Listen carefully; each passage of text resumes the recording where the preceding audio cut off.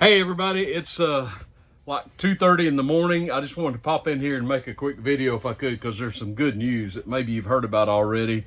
It's dark. I've got a little light here trying to help out the situation. Because of the darkness, I'm inside my cargo trailer because I'm doing some work this morning. I'm really busy these days, and I want to show you why I'm really busy these days, because it's my high season in my business, okay? If you watch my channel regularly, most of you know what I do for a living, because I've talked about it before. Now I'm going to show you why I'm so busy, particularly this time of the year. You ever seen these before? Anybody ever had one of these? That's right, I'm a sugar pusher. There you go. Old Santa Claus, Christmas cakes, and I got a trailer full of them. So I'm here packing some shelves out this morning in one of my Walmarts that I work. A lot of different Christmas cakes actually. We got brownies and cakes and cherry cordials and gingerbread and you name it. It's just that it's our high time of the year. This is when we do the bulk of our business. Anyway, I wanted to get to something else, which is some really great news that President-elect Trump, do you call him president or president-elect? Maybe both. He shared on social media last night, and I just stumbled across it, and I was so glad to read this. Donald Trump announced, I think it was Saturday night actually.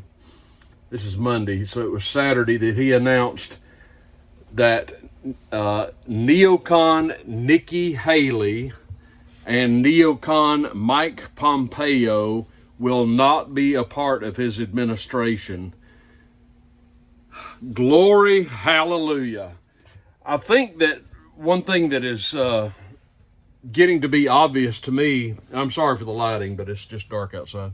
One thing that is really getting to be obvious to me is that Trump has got himself surrounded with some level-headed people, such as Vivek Ramaswamy, RFK, who else is around him?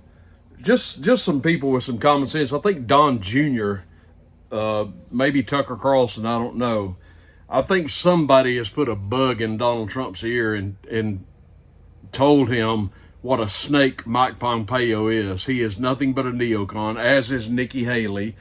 We do not need to pursue this failed policy of neoconservatism championed by the Bushes and Cheneys and Romneys and Obamas and Clintons and Bidens of the world. It is time to get away from that kind of interventionist foreign policy, empire building, expanding our footprint all over the world, involving ourselves and meddling ourselves in the affairs of other sovereign nations where we've got no business. This is how Mike Pompeo thinks. This is how Nikki Haley thinks. This is how the Bushes and the Cheneys think.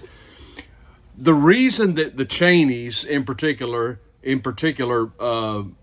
voted for and supported Kamala Harris is because they loathe the idea that Donald Trump has not signed on to neoconservatism.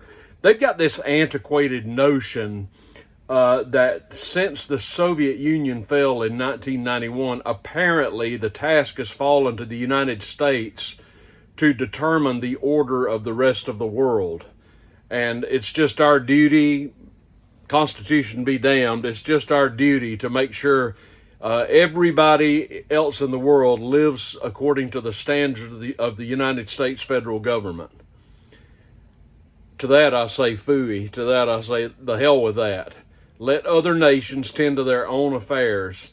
Stop meddling in the affairs of other nations. It is none of our business, and it's unconstitutional. You know, our elected officials need to be concerned with the United States, the countries to where they are elected, and enough of this meddling in the affairs of other nations.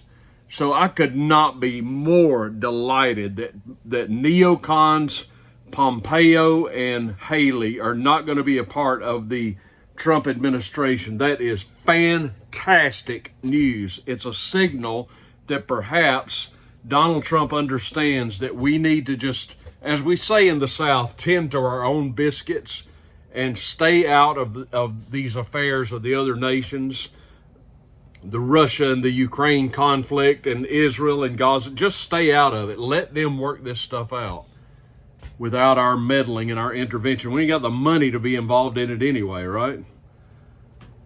I'm going to be doing a video soon about who I would like to see in cabinet level positions in the Trump government.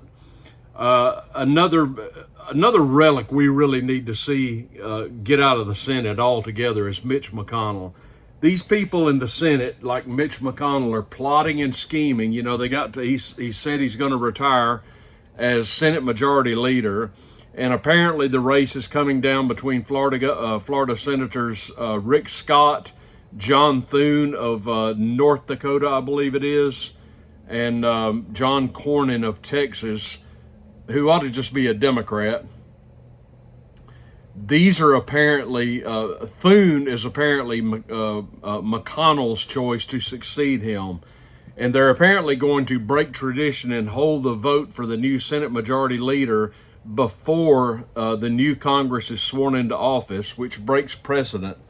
Now, I'm not fond of any of the three, but of the three, I find Rick Scott to be the least offensive. And there's a lot of people that are raising Cain about McConnell doing this, saying that he should wait until the new Congress is seated and then hold the election. I would rather see a Rand Paul in the position of Senate Majority Leader, somebody like that. But I don't know what's going to happen. Just stay tuned and we'll see how that goes. Anyway, great news about Pompeo and Haley. You're out of here. You got to dance alone. Go somewhere else. I got to get to work. I'll talk to you guys soon.